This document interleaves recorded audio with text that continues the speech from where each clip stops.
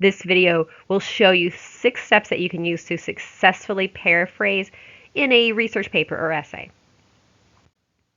So the first thing you want to do is focus on meaning from the source that's relevant to what you want to say. So when you're using information from a source, find that information that helps support your point. You're not usually just trying to paraphrase a whole sentence, a whole paragraph, but you're trying to focus in on something that is meaningful for what you're writing about.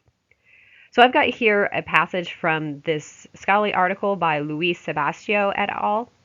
And I'm thinking this part here where it says for E4, that critical thinking is fundamental. It is mandatory because problems will arise every day and people will be able to deal with them. So that seemed to have some relevant meaning to what I want to talk about in my paper.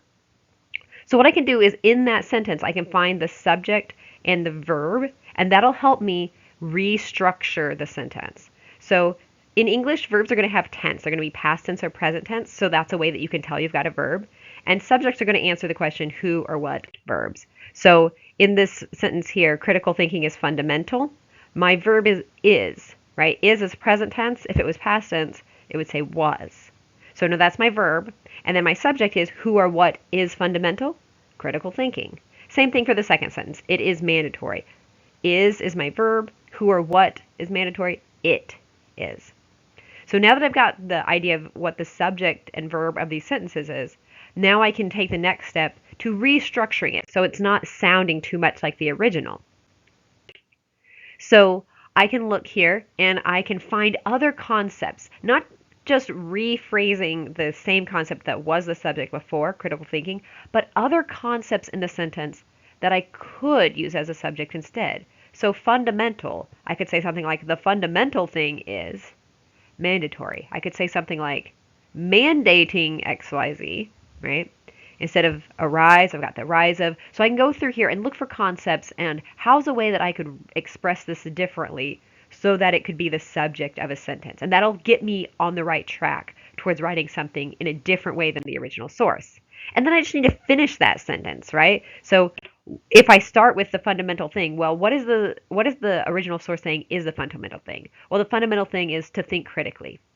Mandating critical thinking allows people to tackle problems, right? So I'm just thinking of different ways to finish these sentences that still gets across the meaning of the original source, but in a different way. Now, once I've done this, I've probably got too close to the original wording.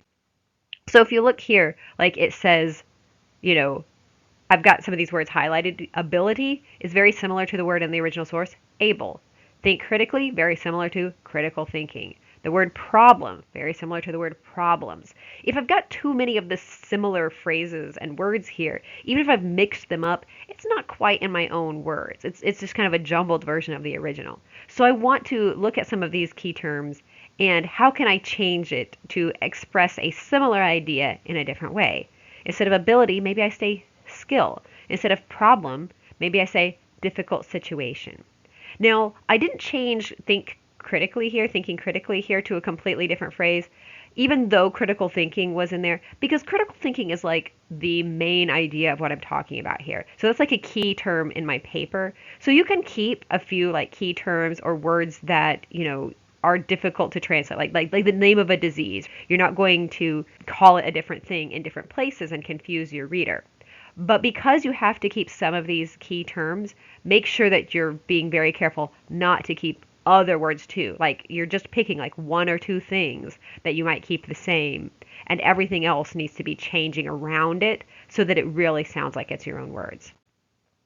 It's really important, by the way, not to just skip ahead to doing this synonym part. You really need to make sure that you're also changing the structure of the sentence in steps 3 and 4. You're changing both things. You're changing the structure of the sentence and you're changing the words used in the sentence. And once you've done that, now it's no longer in the author's words, but it still should maintain the general meaning from the original source. And then once you've got it in your own words, now you want to cite your source. So even though you've put it in your own words, it still needs to be cited so that the original author is getting credit for the idea and so that your reader could go look this up if they want to learn more about it or check your information. So these citations here are in MLA format. It'll look slightly different if you're using APA or a different citation style. But generally speaking, you can use a narrative citation or a parenthetical citation. A narrative citation basically means you're stating the author's name in the sentence. So Luis Sebastião et al. Found that dealing with problems means using critical thinking. So I used that paraphrase that I had created, but I added a phrase at the beginning to give credit to Luis Sebastião and his colleagues.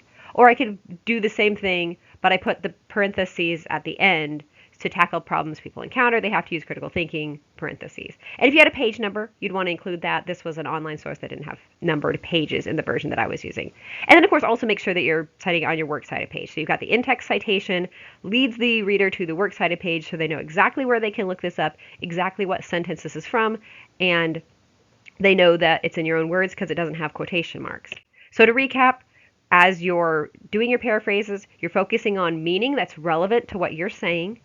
You're finding the subject and verb so that you can restructure the sentence and say it in a different way. You're using synonyms for most of the terms in the original sentence, and you're giving the source credit with your in-text citation and your works cited page. I hope that helps. Thanks very much.